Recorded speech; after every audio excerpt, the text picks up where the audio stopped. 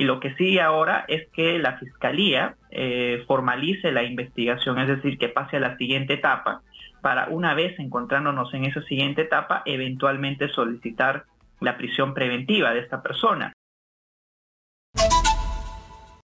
Nosotros estamos en comunicación con Andy Carrión, abogado penalista. Bienvenido, señor Carrión, a Exitosa. Muy buenos días, Karina, y gracias por la invitación. Doctor, gracias por estar aquí. ¿Qué quiere decir esto? Parece delitos gravísimos. ¿Cuánto tiempo estaría en la cárcel este sujeto si es que finalmente se comprueba que es culpable? Son delitos realmente graves los que están enfrentando ahora mismo Juan Pablo Villafuerte, que es el sospechoso de haber cometido estos actos, porque respecto a los delitos que acabas de mencionar, Karina, incluso solo el delito de feminicidio, que está recogido en el artículo 108 de nuestro Código Penal, podría de ameritar o de concurrir dos agravantes a más, incluso no solamente la pena máxima que se da en este tipo de casos de 35 años, sino también la cadena perpetua. Y vemos de que no solamente está imputado por un delito, sino por 3 delitos. Evidentemente, en el transcurso de la investigación, la Fiscalía determinará si concurren los 3 delitos o quizás alguno de ellos no. Pero la hipótesis inicial que maneja la Fiscalía hace sospechar de que aquí debería de corresponder una de las penas más altas, que podría llegar, como te comenté, hasta la cadena perpetua, o en su defecto, si es que descarta algunos de los delitos, pero solamente se queda con el de feminicidio en su modalidad agravada, podría estar afrontando hasta 35 años de pena privativa de libertad.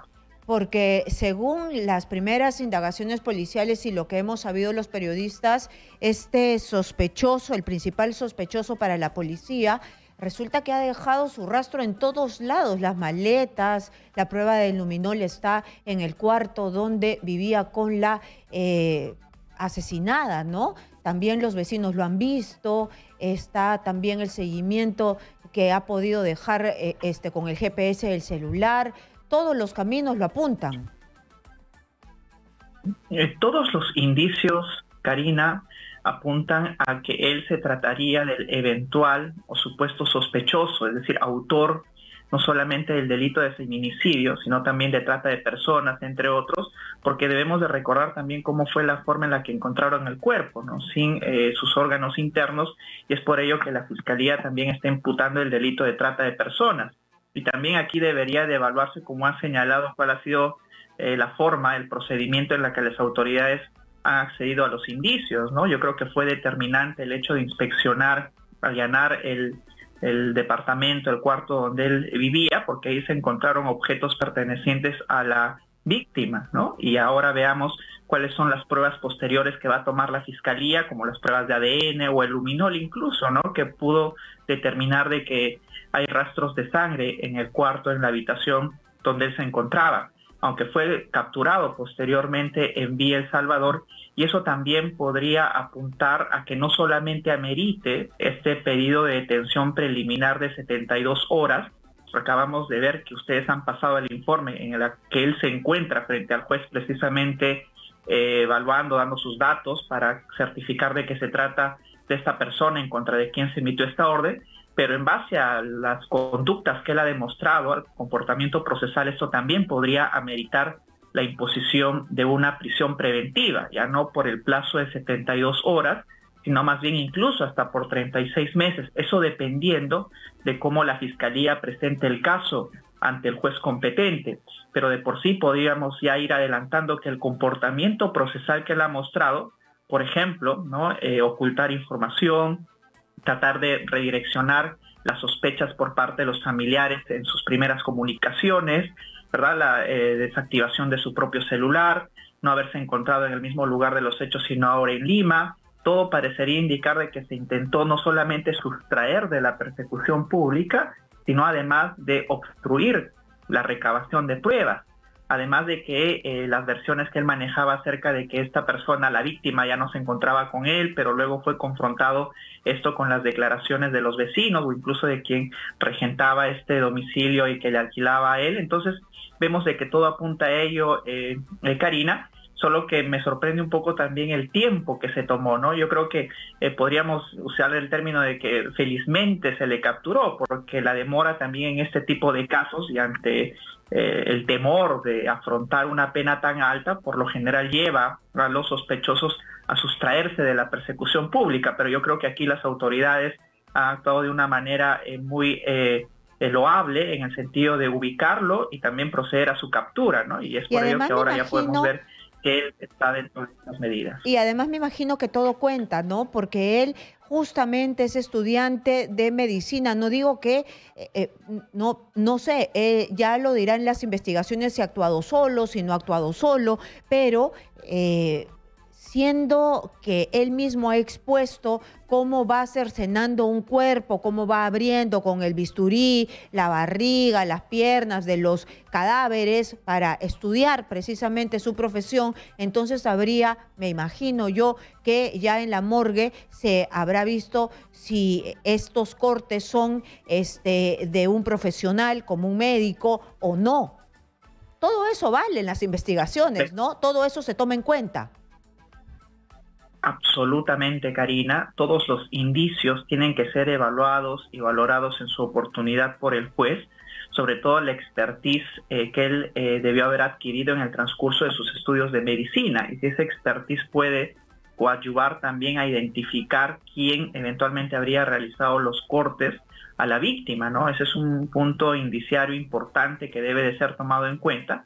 Y también la participación de otras personas, ¿no? Porque de acuerdo a la información que hasta el día de hoy está saliendo, la compra de bolsas, por ejemplo, él habría estado acompañado de alguna otra persona. Entonces veamos si es que el caso amerita la investigación únicamente en contra de Juan Pablo Villafuerte, que ahora ya está capturado, o si también ha ameritado la participación de terceras personas, ¿no? Y ver si se amerita, por ejemplo, el presupuesto de una actuación unilateral de una sola persona o este cercenamiento de cuerpos, etcétera, podría también incluir a otras personas dentro de esta investigación.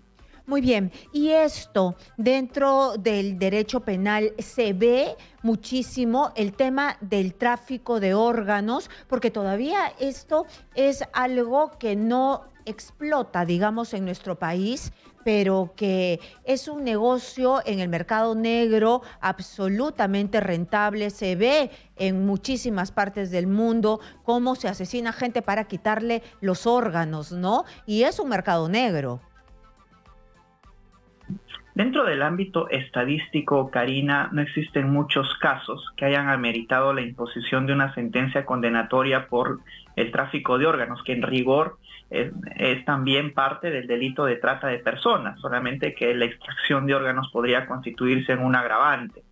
No es muy usual encontrar este tipo de delitos y tampoco es usual, por ejemplo, el ensañamiento que uno advierte con la víctima, ¿no? Son delitos en los cuales ameritan una valoración individual, sobre todo por la ferocidad con la que se actúa, y también evaluar un ámbito interesante que tú discutiste hace un momento, que es el ámbito psicológico, ¿no? Ver si es que las personas están dentro de sus capacidades psicológicas plenas para asumir también la responsabilidad. Porque de no serlo así, y para hablar dentro del marco siempre penal, es que la persona muestra, por ejemplo, algún grado de formación psicológica o algún problema psicológico que lleve a la incomprensión de la norma, al seguimiento propio de la norma, el derecho penal no tiene más opción que declararlo inculpable, no culpable por ello. Pero en este caso de seguro que va a meritar los análisis propios médico-legales, psiquiátricos, psicológicos, que podrían afirmar de que esta persona sí se encontraba en sus capacidades al momento de cometer el delito. Y él en este momento ya está pasando por todos estos análisis, pero parece que tiene una coartada. Es decir, una persona que no está en sus cabales puede generar una coartada, puede decir y desdecir, puede tratar de defenderse. No, yo no la conocía, pero sí la conocía. No, yo no estuve aquí, pero sí estuvo. Es decir, tratar de desviar la atención. De hecho, eso hemos podido apreciar en este caso en concreto, Karina, cuando, por ejemplo, refirió a los familiares de la víctima que ella había salido a Lima y que simplemente estaba ya camino a México y que él simplemente no supo nada más de ella. Por ejemplo, esta es una coartada que naturalmente responde a una evasión de la responsabilidad. Y eso es usual también verlo dentro de los descargos que da algún imputado respecto al delito que ha cometido, más aún como te mencioné hace un momento, cuando es una imputación tan grave, ¿no? Entonces, Doctor, esto no solo va a pasar ahora, favor, no veamos...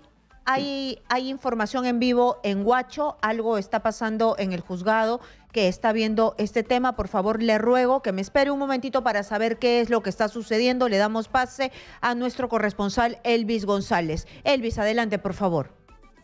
¿Qué tal, Karina? Así es, a estas horas de ya al mediodía, en estos momentos acaba de culminar la audiencia de control de identidad en el primer juzgado de investigación preparatoria de la Corte Superior de Justicia de Huaura.